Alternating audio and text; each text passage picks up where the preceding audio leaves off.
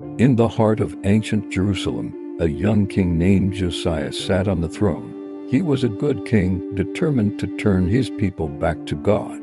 He ordered a massive renovation of the grand temple, the center of their worship, which had fallen into disrepair after years of neglect under wicked rulers. Little did he know, this simple act of restoration would uncover a secret that would shake the kingdom to its very core. During the cleanup, as workers cleared away decades of dust and debris, Hilkiah the high priest stumbled upon something incredible. Hidden away, forgotten, was a scroll. But this wasn't just any scroll. It was the book of the law, the very words of God given to Moses, lost for generations. The priest handed the scroll to Shaphan, the king's secretary, who rushed to the palace. As Shaphan read the words aloud, King Josiah's face grew pale.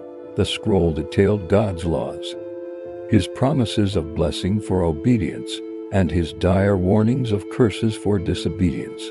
In that moment, Josiah saw with terrifying clarity how far his people had strayed. The laws had been ignored, the warnings forgotten. Overwhelmed with grief and fear, he tore his royal robes, a dramatic symbol of his deep distress. He knew Judah stood under sentence of judgment. To understand Josiah's panic, we need to look back. For centuries, the kingdom of Judah had been on a spiritual roller coaster. Kings like David and Hezekiah had led the people in righteousness, but many others, like Josiah's own grandfather Manasseh, had plunged the nation into darkness, building altars to foreign gods right inside the temple itself. The temple wasn't just a building, it was meant to be the dwelling place of God on earth.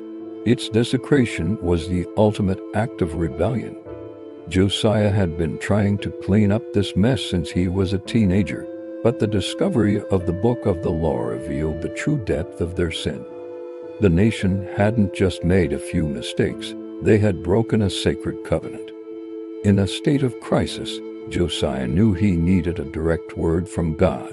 He gathered his most trusted officials, Hilkiah the priest, Shaphan the scribe, and others, and gave them a critical mission. Go inquire of the Lord for me, for the people, and for all Judah, concerning the words of this book that has been found. Now, you might think they would go to a well-known male prophet like Jeremiah, who was active at the time. But they didn't. Instead, they made their way to a less prominent area of Jerusalem, the second quarter, a bustling district of homes and markets. They were seeking a prophetess named Huldah. Why Huldah? In ancient Israel, prophets were God's spokespeople, and God chose them from all walks of life, regardless of gender or social status. Huldah was a respected prophetess, the wife of the keeper of the royal wardrobe. Her authority came not from her husband or her position, but directly from God. The fact that the king as highest official sought her out without hesitation shows the immense respect she commanded. Her wisdom was seen as a direct line to the divine, a beacon of clarity in a time of national confusion. The royal delegation found Huldah and laid out the situation. They presented the scroll and the king's desperate plea. Huldah listened, and the Spirit of God came upon her. She didn't mince words. Her prophecy was twofold, a message of both devastating judgment and incredible mercy. First, the bad news. She declared that God's wrath was indeed kindled against Judah. Every curse written in the book would come to pass. The years of idolatry and rebellion had sealed the nation's fate. Disaster was coming. The kingdom would fall. But then she turned to the king. She delivered a personal message for Josiah. Because your heart was tender, she said, and you humbled yourself before the Lord when you heard what I spoke against this place, and you have torn your clothes and wept before me, I also have heard you. Because of his genuine repentance, his soft heart in a hardened nation, God made him a promise. Josiah would not live to see the destruction. He would be gathered to his grave in peace before the catastrophe unfolded.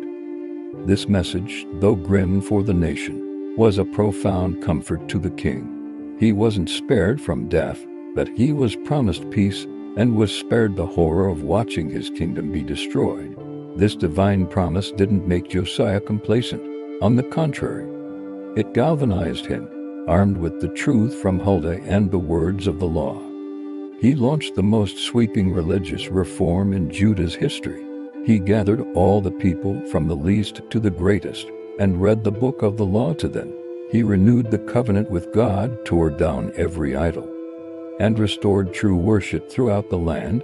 Huldah's prophecy and Josiah's response teach us a powerful lesson, even when judgment is inevitable. A humble and repentant heart is seen and honored by God. Josiah's story is a testament to the fact that one person's commitment to doing right can bring about incredible change, offering a glimmer of light even in the darkest of times. Thanks for watching. If you found this story as fascinating as I do, make sure to like, subscribe, and hit that notification bell so you don't miss our next journey into history. See you next time.